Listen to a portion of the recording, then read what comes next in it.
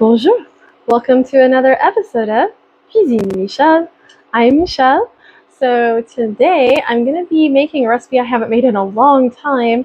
This is actually from a collection of recipes I've had on hand. I don't even really know where I got this recipe, but this is cabbage beef casserole. So to start this recipe, we're going to have 1 pound of ground beef here in the skillet. I'm going to be browning that up. I'm going to chop it up as I do so. Once it starts to cook just a little bit, I'm going to be adding in 1/2 cup of chopped up onion. This is a yellow onion.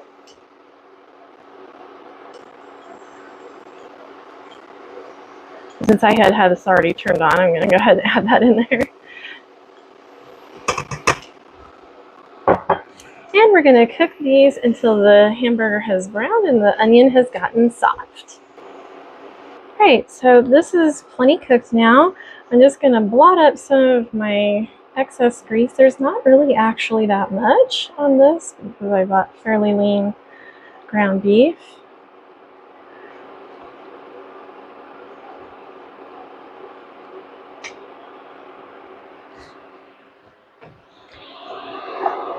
And we'll put that aside for just a moment while we stir up other ingredients. So here in this big bowl, and you will need a big one here. Oh, and before I go on, you want to get your oven heating up to 350 degrees Fahrenheit. All right, now here in the bowl, I've already chopped up and measured 1 1/4 pounds of cabbage. To that, I'm going to be adding 24 ounces of tomato sauce. So what I have here is only the 16 because I didn't have another measure ready, but that's okay.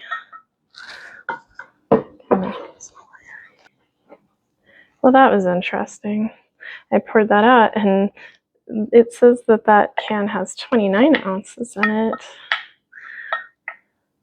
And yet what I've measured out liquid-wise should only be 24, and there's like barely any left in there. See that? There's like, I'm wondering if there really was that much sauce in there. Now, normally, you should be using 16 ounces of regular tomato sauce and an 8-ounce can that has the basil and oregano and garlic already in it, but I didn't have any of that on hand. So instead, what I'm going to do is just add in some dried. So I'm going to put in 1/2 teaspoon of dried basil, 1/2 teaspoon of oregano, and then I'm going to do a full teaspoon, so 2 of these, of the minced up garlic.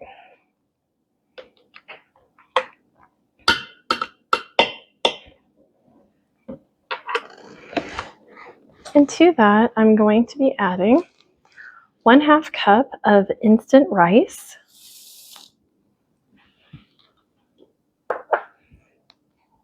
1/2 teaspoon of regular salt,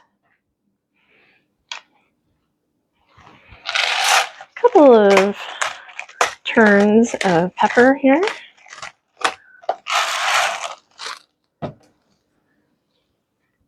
and just a tiny bit of garlic salt.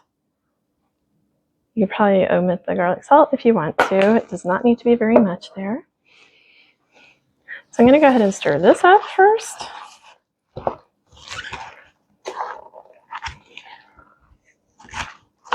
Although I suppose we could have added everything together. The next thing that we're going to do is to mix the hamburger meat into there.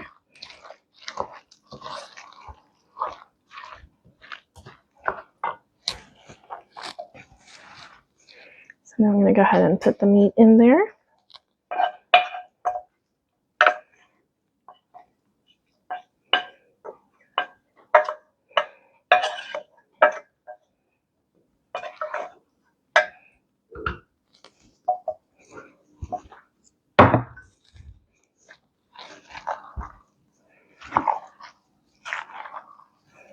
Okay, so now that I've got that all mixed together, we're going to be pouring that into, and this is a 9 by 13 casserole size dish.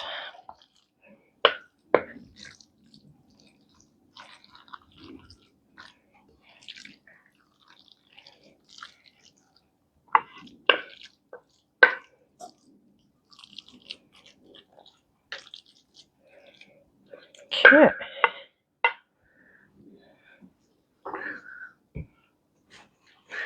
I'm just going to try to even that out a little bit there. Not much. I may have to take some out because this is pretty full. And the last thing that we need to do is to add 10.5 ounces of beef broth along with this. I'm going to pour that all over. Let it kind of absorb in there. Yeah, I think I'm going to take a little out, maybe a small scoop out. And so depending on how deep yours is, you may have to take a little bit out. I'm just really afraid that this might bubble over because it's right at limit. But anyway, if you need to, remove just a little bit. And then you're going to cover that and put it in the oven at 350 degrees for 30 minutes to start with. All right, so we've been going for 30 minutes. What you're going to want to do now is to increase the heat on your oven to 365 degrees Fahrenheit, and then uncover it for a moment and give it a stir. Stir it up really good. And then you're going to recover it and put it back in to bake for another 30 minutes. Okay, so here we are at final plating. As you can see, I've got the casserole over here, and it did still manage to escape over the top of my foil cover and drain a little into the oven, despite removing a little bit of it at the beginning. So you might want to put a drip pan underneath just to be sure. I should have, but I didn't. Anyway, this smells fabulous. I hope it's as good as I remember it being. So let's give it a taste.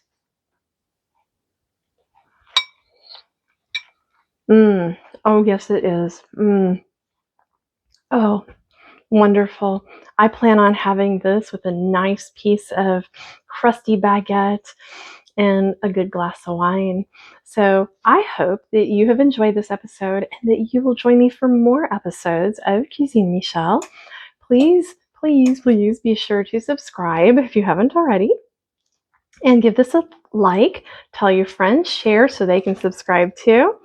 And leave me a comment and let me know if you've ever made anything similar, or if you're interested in any other recipes that are like this. I have plenty of them on my blog. Please make sure you visit my blog as well. And we'll see you next time. Au revoir.